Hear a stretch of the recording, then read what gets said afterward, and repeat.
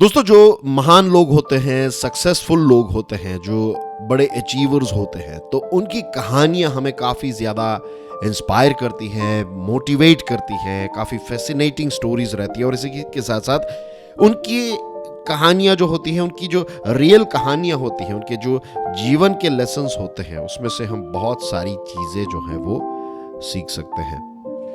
आज की जो हमारी बात है, कहानी है, ये जिलियन लिन के साथ जुड़ी हुई है।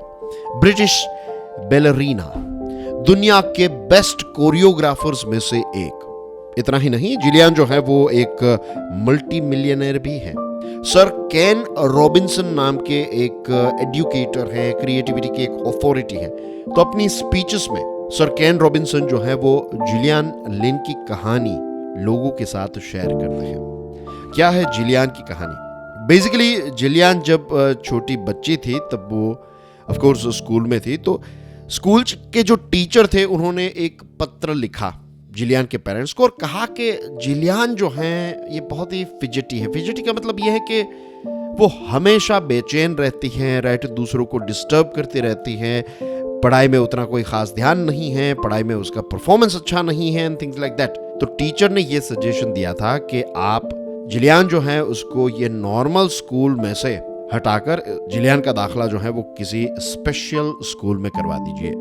बेसिकली टीचर ये कहना चाहते थे कि जिलियन के साथ कोई इश्यू है, जिलियन जो है वो एक स्पेशल चाइल्ड है। तो जिलियन की माता जो है वो काफी ज्यादा घबरा जाती है और फाइनली जिलियन जो है उसको साइकोलॉजिस्ट के पास लेकर जाती है।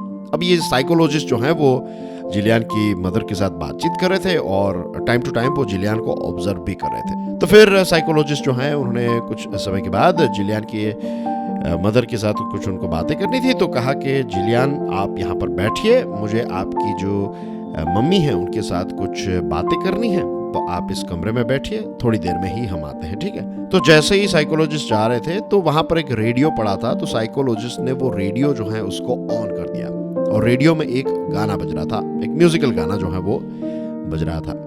साइकोलॉजिस्ट और जुलियन की मदर जो है वो दरवाजा बंद करके उस कमरे से बाहर निकल गए। फिर उन्होंने खिड़की से जुलियन को देखा और पता है जुलियन क्या कर रही थी?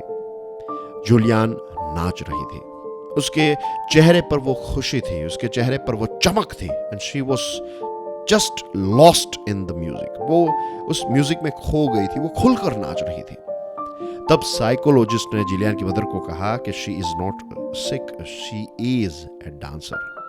आपकी बेटी जो है वो बीमार नहीं है, आपकी बेटी तो एक डांसर है। आप इसको डांस स्कूल में दाखला करवाइए, इसका एडमिशन जो है वो डांस स्कूल में करवाइए। लकीली जो जिलियन की मदर थी उसने साइकोलॉजिस्ट की बात मानी और फिर जुलियन जो है तो इसका दाखला एक बहुत नियर एक मीन्स जो एक स्कूल थी, डांस की स्कूल, उसमें करवाया जाता है और फ्यूचर में वो एक बहुत बड़ी लंदन की जो डांस स्कूल है उसका भी पार्ट बनती है, उसकी भी स्टूडेंट बनती है। और उसके बाद जुलियन जो है इसने दुनिया के न जाने कितने सारे देशों को एंटरटेन किया अपने डांस के माध्यम से, राइट, खुशियां बांटी उन्होंने। तो दोस्तों, ये जो जिलियन की कहानी है ना, ये कहानी सिर्फ जिलियन की नहीं है, ये कहानी मेरे आप जैसे बहुत सारे लोगों की भी है।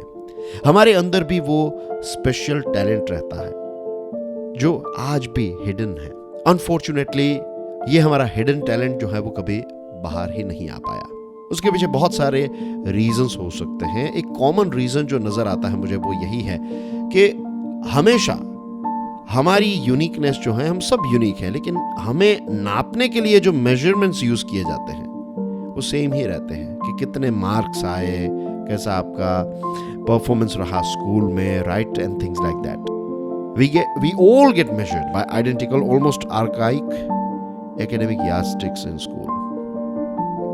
और अगर इसमें हम कमजोर हैं, मैथ्स में कम मार्क आ गए, साइंस में कम मार्क आ गए फॉर एग्जाम्पल, तो फिर हमारे ऊपर एक टैग लगाया जाता है कि हम तो फेल हैं, हमारा तो जीवन ही फेलियर है। So dear friends, look inside. सोचिए इस बात के बारे में, कौन सी ऐसी चीज है जो आपको सबसे ज्यादा खुशी देती है? कौन सी ऐसी चीज है जो आप जेन्युइनली करना चाहते हैं? कौन सी ऐसी ऐसी चीज़ है या फिर ऐसा काम है जो आप अपनी पूरी जिंदगी जो है वो करने के लिए तैयार हैं, you will be very happy. आपका स्पेशल टैलेंट जो है वो क्या है?